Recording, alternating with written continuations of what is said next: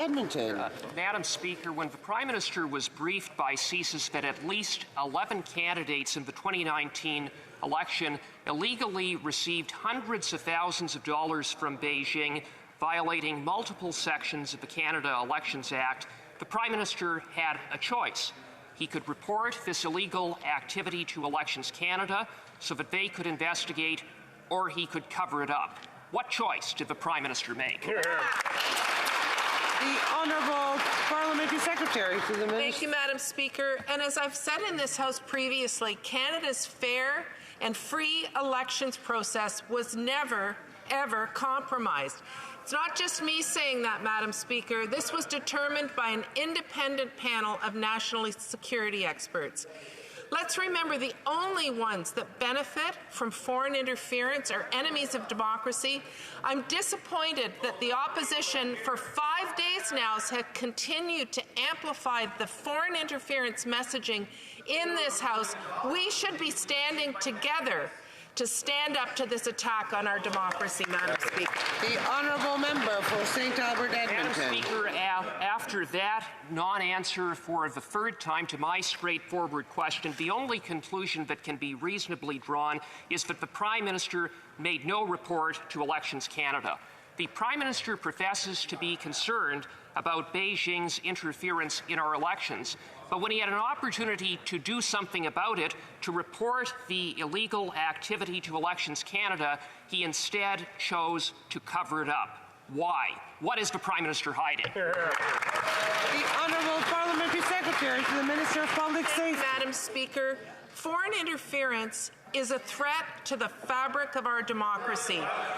We will continue to invest in our intelligence agencies, in CSIS, to ensure that they have the resources they need to take action and ensure that they are protecting the interests of Canadians. But, Madam Speaker, all members of this House should be standing side by side and standing up against foreign interference and not implying things that were not said by the answers that are given. This is a problem for every member of this House. It's a problem for every Canadian. Thank you. The Honourable Member for Sturgeon River Parkland. Well, Madam Speaker, it is a stain on our democracy, and every day that these Liberals refuse to be transparent about it, that stain continues to linger. The government knew that there were 11 candidates who received illegal foreign funds in the 2019 election.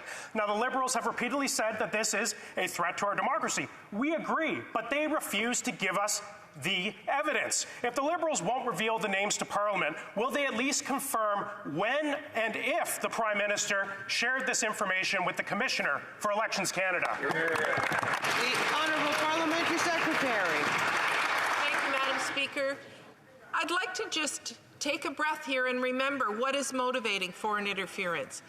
Foreign interference is motivated by a desire to destroy the fabric of our democracy here in Canada.